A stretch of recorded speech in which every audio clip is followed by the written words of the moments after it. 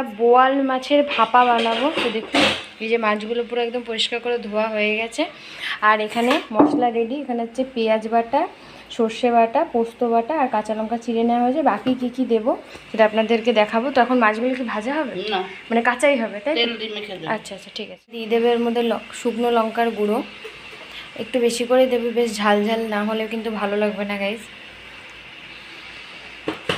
পরপর সব দিয়ে দেবে, হলুদ, নুন, সব কিছু মশলা দিয়ে এটাকে ভালো করে মাখিয়ে তারপরে এটাকে কড়াইতে বসানো হবে।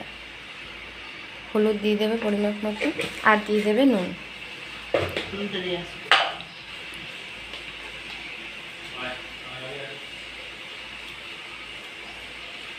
আর বাকি এবার সর্ষের তেল আর বাকি যা যা মশলা আছে সব দিয়ে কিন্তু এটাকে সুন্দর করে মাখা হবে। মশলা সব দিয়ে দিচ্ছে। আর এরকম বানালে কিন্তু খেতে খুবই ভালো লাগবে। আর দিয়ে দেবে কাঁচা সর্ষের তেল, দিয়ে এবার এটাকে ভালো করে মেখে নেবে।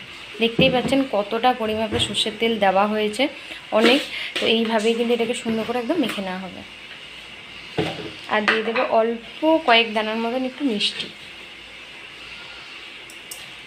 দিদা ভালো করে একদম চটকে চটকে মেখে নিচ্ছে। আর কাঁচা তেলের গন্ধটা খুবই ভালো লাগছে। আমাদের কড়াইয়ে বসিয়ে দেওয়া হয়েছে, তো পরিমাপ মতো জলও দিয়ে দেওয়া হয়েছে। এবার ঢেকে দেওয়া হবে মিডিয়াম টু লো ফ্লেমে। আর এটা একদম ভালোভাবে সিদ্ধ হয়ে পরিমাপ মতন হয়ে যাবে। আর দিদা আর একটুখানি লঙ্কার গুঁড়ো দিয়ে দিচ্ছে। তো গাইস, বোয়াল মাছের ভাপা কিন্তু আমাদের একদম প্রপারলি রেডি হয়ে গেছে। আর দেখতে পাচ্ছেন ঝোলটা কিন্তু খুব বেশি নেই, শুধু এই দেখুন গা মাখাই আছে। সাইডগুলো দেখুন, একদম কিন্তু যেটুকু দরকার সেটুকুই, কিন্তু ভাপার যেটুকু গ্রেভি দরকার সেটুকুই আছে।